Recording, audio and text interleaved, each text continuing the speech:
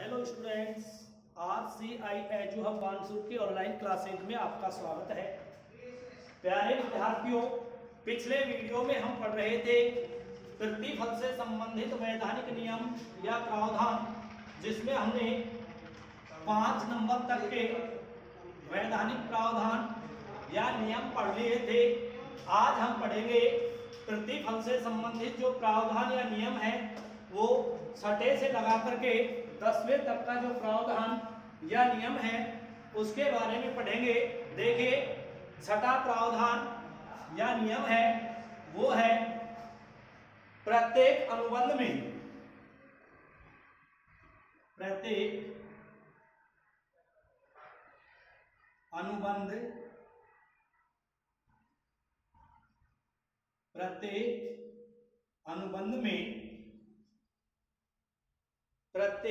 अनुबंध में कुछ प्रतिफल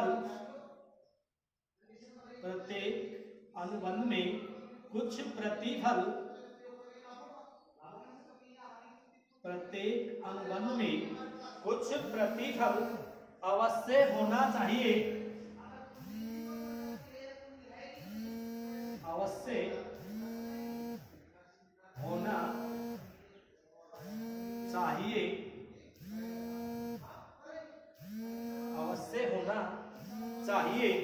पर्याप्त होना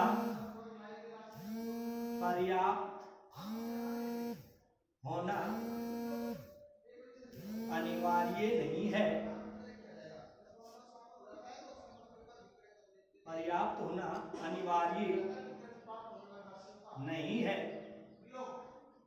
प्यारे विद्यार्थियों, प्रतिफल से संबंधित जो वैधानिक नियम या प्रावधान है, उन वैधानिक नियम या प्रावधानों में जो छठे नंबर का प्रावधान है उसमें बताया गया है अनुबंध अधिनियम में कि प्रत्येक अनुबंध के अंदर कुछ न कुछ प्रतिफल अवश्य होना चाहिए, लेकिन प्रतिफल का पर्याप्त होना अनिवार्य नहीं है। इसमें पक्षकार चाहे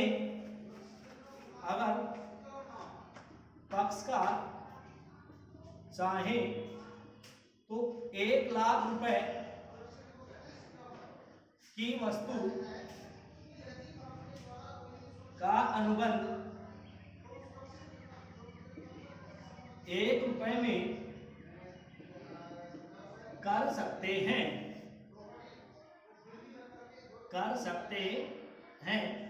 इसमें पर्याप्त होना जरूरी नहीं है कि 1 लाख रुपए की वस्तु है, वहां पर हमें 1 लाख रुपए में ही अनुबंध करना है, ये कोई जरूरी नहीं है। लेकिन प्रतिफल में कुछ होना जरूरी है, प्रतिफल होना जरूरी है। अनुबंध ऐसा नहीं हो सकता कि जिसमें प्रतिफल ही नहीं हो। जहां पर प्रतिफल नहीं है वहां पर अनुबंध हो ही नहीं सकता।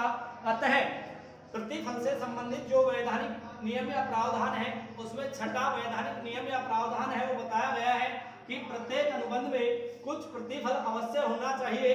प्रतिफल का पर्याप्त होना यहाँ पर अनिवार्य नहीं है, अर्थात प्रतिफल पर्याप्त हो ये कोई जरूरी नहीं है। ये बात किसके ऊपर निर्भर करती है? ये बात पक्षकारों के ऊपर निर्भर करती है कि वे कितनी ही कीमती वस्तु का बहुत कम कीमत में भी क्या कर सकते हैं, अनुबंध कर सकते हैं। देखिए, प्रत्येक अनुबंध में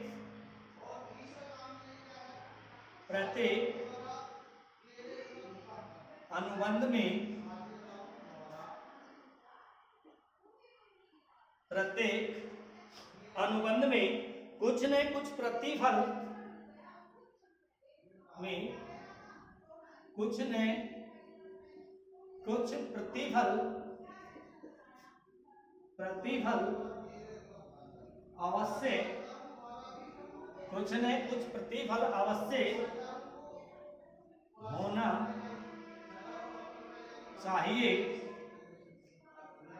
होना चाहिए। अनुबंध में प्रतिफल बहुत कम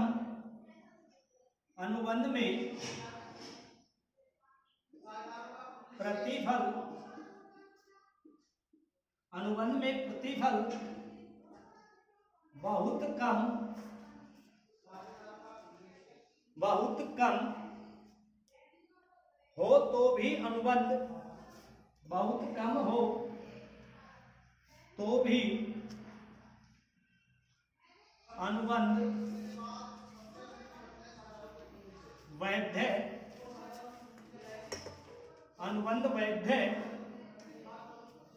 हो सकता है। इसमें अनुबंध का पर्याप्त होना जरूरी नहीं है। चाहे वस्तु 1 लाख रुपए की है और उसका यदि हम अनुबंध मात्र 1 रुपए में करते हैं तो वहां पर भी अनुबंध हो सकता है। यहाँ पर ये जरूरी नहीं है कि 1 लाख रुपए की वस्तु का 1 लाख रुपए में ही अनुबंध हो, ये कोई जरूरी नहीं है। छठा जो नियम या प्रावधान है वो इस प्रकार से है, देखिए, प्रतिफल वास्तविक एवं प्रतिफल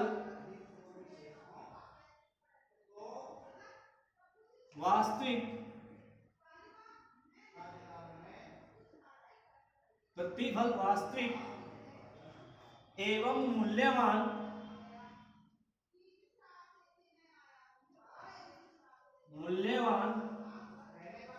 प्रतिफल वास्तविक एवं मूल्यवान होना चाहिए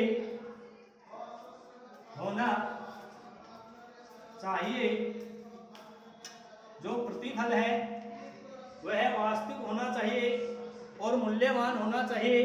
अर्थात प्रतिफल वास्तव में दिया या लिया गया होना चाहिए और उसका कुछ मूल्य अवश्य होना चाहिए, तभी वह प्रतिफल माना जाएगा। मुद्रा में मापने योग्य होना चाहिए, तभी वह प्रतिफल माना जाएगा, अन्यथा वह प्रतिफल नहीं माना जा सकता है। देखिए, प्रतिफल वास्तविक एवं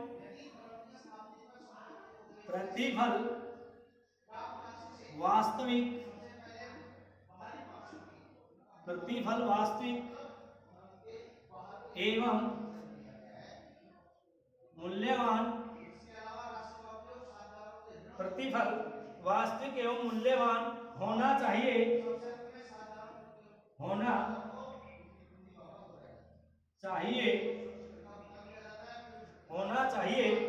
प्रतिफल का राज नियम की दृष्टि प्रतिफल का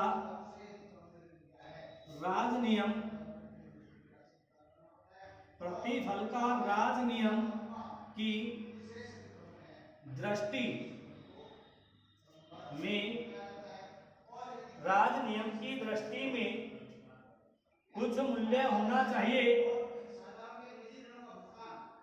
कुछ मूल्य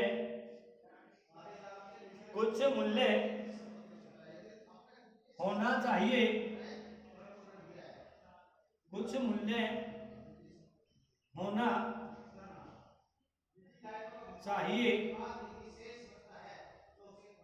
चाहिए, यदि प्रतिफल भ्रामक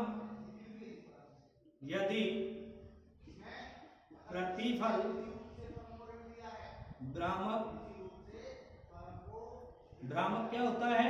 झूठा, बहकाने वाला। भ्रामक अनिश्चित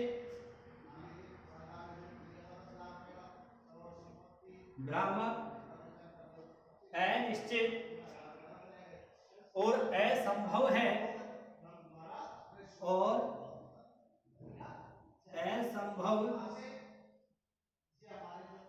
संभव है, तो वह वास्तविक तथा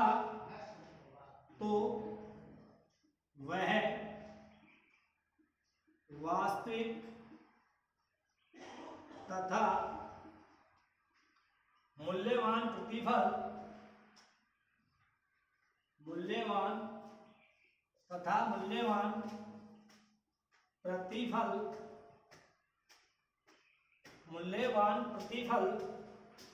नहीं माना जा सकता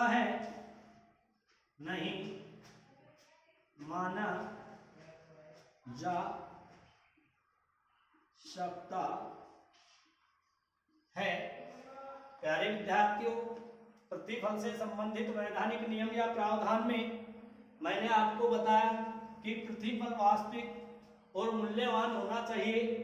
प्रतिफल वास्तव में दिया वह लिया जाना चाहिए और उसका एक निश्चित मूल्य होना चाहिए।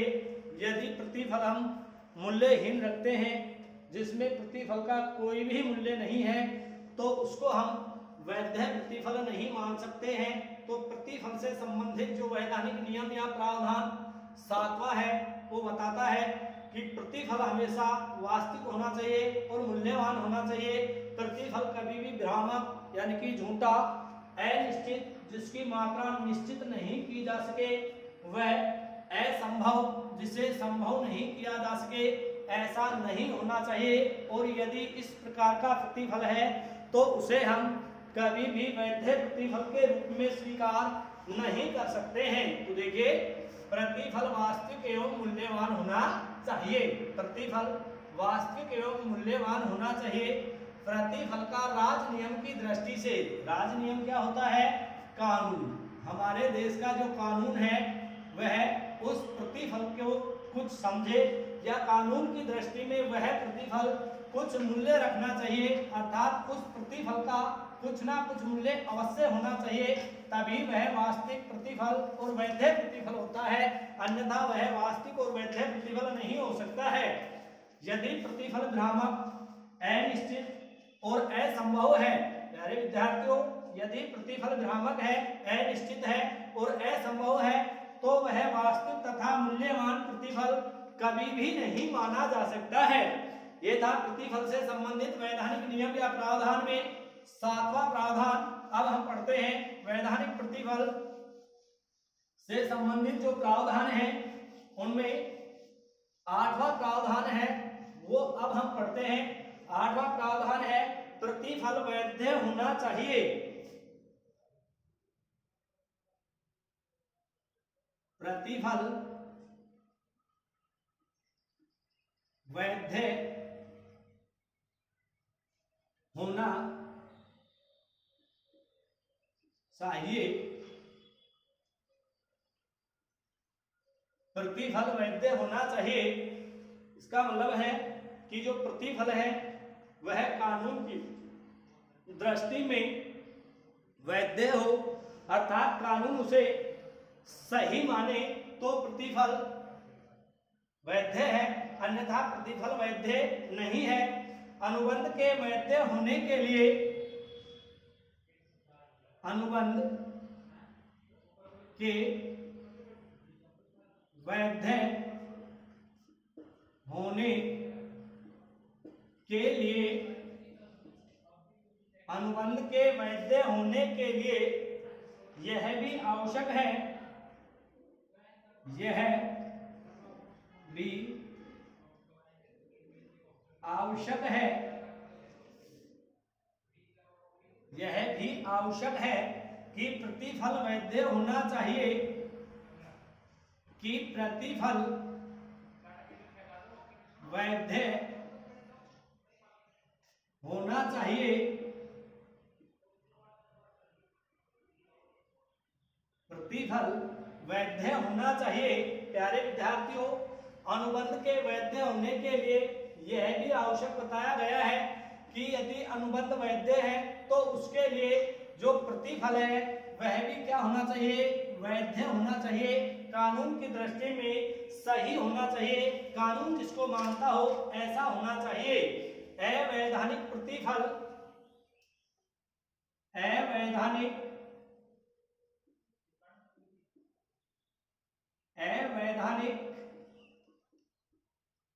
प्रतिफल वाले ठहराव, अवैधानिक प्रतिफल वाले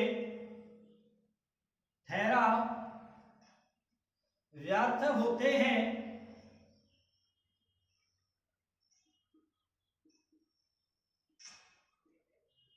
अवैधानिक प्रतिफल से संबंधित जो ठहराव हैं वे हमेशा व्यर्थ होते हैं। व्यर्थ ठहराव वे ठहराव होते हैं जिन्हें हम कानून के द्वारा प्रवर्तित नहीं करवा सकते, या कानून के द्वारा जिनको हम पूरा नहीं करवा सकते हैं। तो प्रतिफल से संबंधित वैधानिक नियम या प्रावधान, जिसमें 8वां वैधानिक प्रावधान हमने पढ़ा, और 8वां प्रावधान है वो है कि प्रतिफल है वह वैध होना होना चाहिए, अर्थात कानून की दृष्टि में सही होना चाहिए, कानून जिसको मानता हो ऐसा होना चाहिए। अनुबंध के वैध होने के लिए यह भी आवश्यक है कि प्रतिफल वैध होना चाहिए, अर्थात कानून की दृष्टि में सही होना चाहिए। अवैधानिक प्रतिफल वाले ठहराव हमेशा ही व्यर्थ होते हैं, उनको हम कानून की दृष्टि में हमेशा व्यर्थ मानते हैं। जो नवा प्रावधान है वो है प्रतिफल संभव होना चाहिए। प्रतिफल संभव होना चाहिए।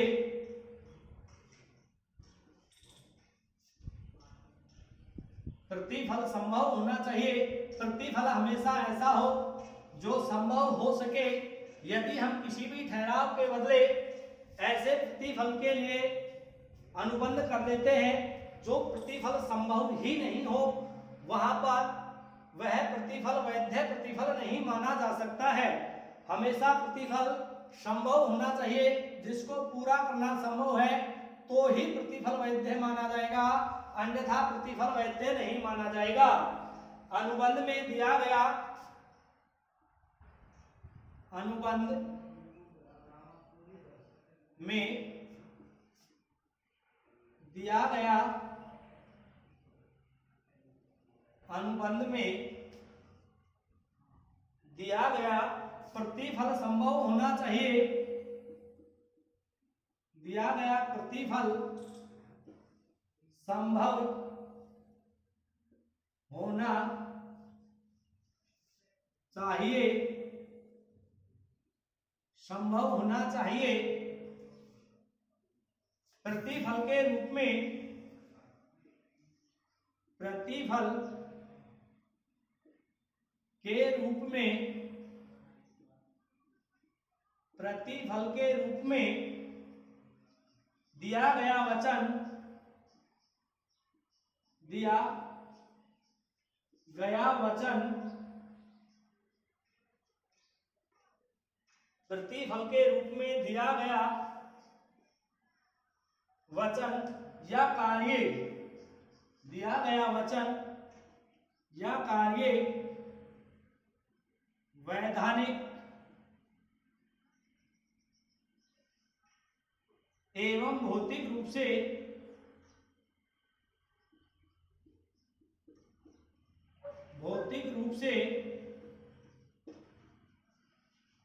पूरा करना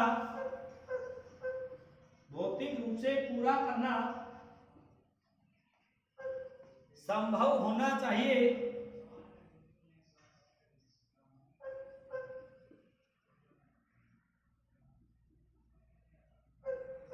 तभी वह वैध प्रतिफल माना जाएगा, अन्यथा वह एक वैध प्रतिफल कभी भी नहीं माना जा सकता है। यदि कोई पक्षकार दूसरे पक्षकार के सामने इस प्रकार का ठहराव करता है तथा उस ठहराव से संबंधित इस प्रकार का प्रतिफल निश्चित करता है कि जो प्रतिफल है वह संभव ही नहीं है, तो ऐसा प्रतिफल कानून की दृष्टि में वैध प्रतिफल नहीं है। तो वैध प्रतिफल का क्या होना जरूरी है? संभव होना जरूरी है, अर्थात उसे पूरा करना जरूरी है। जहां पर हम प्रतिफल को पूरा नहीं कर सकते हैं वहां पर प्रतिफल है वह कभी भी वैध प्रतिफल नहीं हो सकता है, वह हमेशा अवैध प्रतिफल होगा। 10वां जो प्रावधान है या नियम है, देखिए अनुबंध से संबंधित वैधानिक नियम या प्रावधान है, उनके अंदर हम देखते हैं 10वां वैधानिक नियम या प्रावधान है प्रतिफल निश्चित होना चाहिए। प्रतिफल निश्चित होना चाहिए।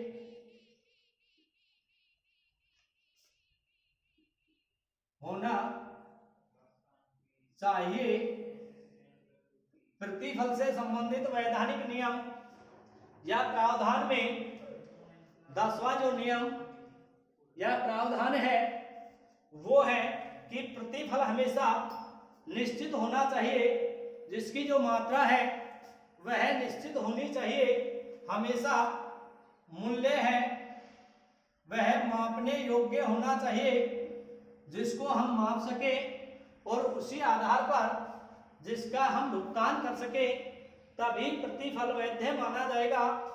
अन्यथा जो प्रतिफल है वह कभी भी वैध नहीं माना जाएगा। यदि हम अनिश्चित मात्रा से संबंधित कोई ठहराव करते हैं, वह उसमें अनिश्चित प्रतिफल का ही हम अनुबंध करते हैं, तो वह प्रतिफल कभी भी एक वैध प्रतिफल नहीं होगा। प्रतिफल निश्चित होना चाहिए। प्रतिफल निश्चित होना चाहिए। प्रतिफल निश्चित होना चाहिए। अनिश्चित प्रतिफल अनिश्चित प्रतिफल अनिश्चित प्रतिफल की दशा में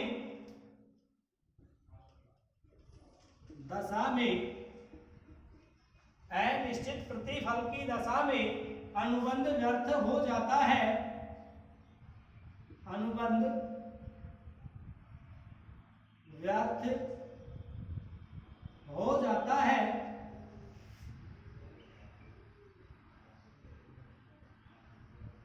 अनुबंध व्यर्थ हो जाता है। प्यारे विद्यार्थियों, प्रतिफल है वह हमेशा निश्चित होना चाहिए। यदि प्रतिफल की जो मात्रा है वह निश्चित नहीं है, तो वहां पर जो प्रतिफल है वह हमेशा अवैध हो जाता है, व्यर्थ हो जाता है। उसे हम कभी भी राज नियम द्वारा प्रवर्तित नहीं करवा सकते हैं। देखिए, आज हमने अनुबंध का जो प्रतिफल है उससे संबंधित 6 से लगाकर 10 तक के प्रावधान या नियम पढ़े हैं। उन नियम या प्रावधान में प्रत्येक अनुबंध में कुछ न कुछ प्रतिफल का होना जरूरी है, पर्याप्त होना जरूरी नहीं है। अर्थात जो प्रतिफल है वह प्रत्येक अनुबंध में होना चाहिए। प्रतिफल का पर्याप्त होना जरूरी नहीं है। 1 लाख रुपए की वस्तु है या अनुबंध है, उससे संबंधित यदि हम प्रतिफल 1 रुपया निश्चित करते हैं तो वह भी एक वैध अनुबंध है।